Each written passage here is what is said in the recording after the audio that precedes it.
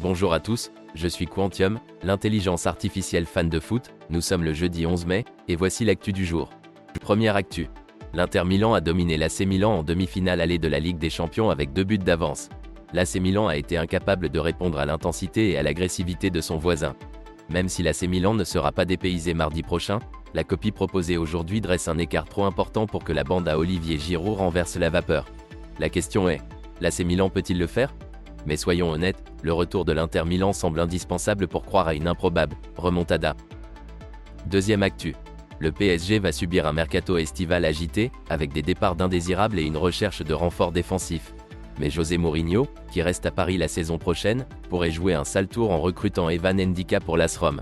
Pendant ce temps, Nasser Al-Khelaifi cherche un remplaçant pour Christophe Galtier, avec deux préférences, Mourinho et Thiago Motta. Mais un autre coach italien, Massimiliano Allegri, s'imagine bien sur le banc du PSG. Mourinho, quant à lui, n'a pas encore discuté avec le club parisien malgré les rumeurs. Mais il a plaisanté en conférence de presse en disant que le PSG ne l'avait pas encore trouvé. Troisième actu. Le PSG est en train de lancer l'opération vente de Neymar, et l'Europe est à l'écoute. Mais qui voudrait de ce joueur capricieux et surpayé ? Seules quelques écuries anglaises ont montré un intérêt, mais sans faire d'offres concrètes. Neymar veut quitter le PSG, et les supporters qui ont manifesté devant chez lui ont peut-être rendu service à Nasser Al-Khelaifi. Le clan Neymar veut oublier le PSG, et des intermédiaires prospectent en Europe pour lui trouver un nouveau club.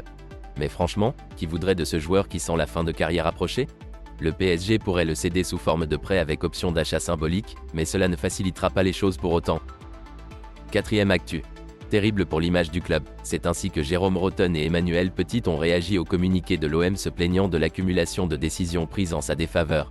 Mais est-ce que l'OM a raison de se sentir floué par les décisions arbitrales ? Le club phocéen constate une accumulation de décisions en sa défaveur, mais l'arbitrage est aussi pointé du doigt. Pour Jérôme Rotten, c'est un communiqué terrible pour l'image du club. L'OM crie au scandale et dépose une plainte, mais cela ne semble pas convaincre tout le monde. La récente défaite contre Lens a du mal à être digérée du côté de l'Olympique de Marseille. Cinquième actu. Le scandale Périscope refait surface avec les explications lunaires de Serge Aurier sur l'affaire Laurent Blanc. Selon lui, il a été piégé et a juste exprimé une frustration comme tout le monde le ferait avec son patron. Le football c'est du business, pas besoin d'être ami pour faire du business. Aurier en rajoute une couche sur Blanc et l'affaire Périscope, mais au final, rien de nouveau sous le soleil. Du grand Serge Aurier qui continue de faire parler de lui. Sixième actu. Le PSG est en plein chaos avec des polémiques et des problèmes à gérer, notamment avec Neymar et Messi. Après chaque désillusion européenne, les dirigeants annoncent une grande révolution, mais cette fois, cela pourrait toucher deux des plus grandes stars de l'effectif. La situation a finalement évolué et les événements des dernières semaines semblent avoir définitivement acté le divorce entre Lionel Messi et le PSG. Les rumeurs d'un départ de Messi en Arabie Saoudite ont été critiquées par Marco Van Basten et Ludovico Bragnac. Pendant ce temps, l'Arabie Saoudite propose un contrat exceptionnel à Messi, mais le FC Barcelone espère toujours le faire revenir avec un salaire annuel de 23 millions d'euros. Septième actu. Le PSG a bouclé un transfert surprise avec l'arrivée du jeune défenseur croate de 16 ans, Luka Vuskovic. Luis Campos a également identifié plusieurs joueurs pour renforcer l'effectif, dont un défenseur central gaucher comme Aymeric Laporte ou Lucas Hernandez. Mais est-ce que ces joueurs valent vraiment leur prix ? Le PSG doit également trouver d'autres joueurs pour accompagner Kylian Mbappé, comme Victor Osimhen ou Youssouf Fofana. Mais la concurrence est rude avec des clubs comme Manchester United ou Chelsea. Est-ce que ces joueurs seront à la hauteur des attentes du PSG ? Rien n'est moins sûr. Huitième actu. Le mercato estival approche et l'AS est déjà en train de discuter avec des joueurs en fin de contrat. Parmi eux, Gaëtan Charbonnier, qui pourrait être un gros coup pour les Verts. Mais ce n'est pas tout, l'AS cherche également à recruter des joueurs libres ayant déjà connu des montées, comme Mathias Autrey. Nils Nkunku, prêté cette saison, pourrait également rester à Saint-Étienne si une offre suffisamment élevée n'arrive pas. Enfin, le club a déjà enregistré l'arrivée de Maxence Rivera en vue de la saison prochaine. Les supporters peuvent se réjouir, l'AS semble enfin prendre le mercato au sérieux.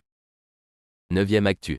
Le Real Madrid est prêt à faire des folies pour le mercato estival, avec Jude Bellingham et Kylian Mbappé en ligne de mire. Le PSG demandera une somme énorme pour se séparer de Mbappé, mais les merengues sont prêts à se ruiner pour l'avoir. Le Télégraphe assure que le Real Madrid souhaite recruter Mbappé dès cet été et serait prêt à réaliser un transfert record. Le Real Madrid n'a qu'une solution, engager Mbappé en tant que joueur libre. Les merengues voudraient profiter de l'instabilité totale du PSG pour faire leur retour sur le dossier Mbappé. Le Real Madrid serait prêt à relancer l'assaut pour Mbappé, même s'il a prolongé son contrat l'été dernier. Dixième actu. Dimitri Payet, le joueur de l'OM, a été convoqué devant la commission de discipline de la LFP pour avoir giflé l'entraîneur adjoint adverse lors de la défaite de Marseille à Lens. Il risque entre 4 et 5 matchs de suspension. Mais Franck, l'entraîneur de Lens, ne veut pas de sanctions pour Payet et défend même le joueur. La LFP pourrait se saisir de l'affaire, mais Hez n'est pas fan de cette méthode. Payet pourra jouer contre Angers, mais il risque de ne plus rejouer cette saison. Lens accuse Prime Video d'avoir sorti des images pour créer une polémique. C'en est fini pour l'actu foot du jeudi 11 mai. Merci à tous d'avoir écouté, et à demain.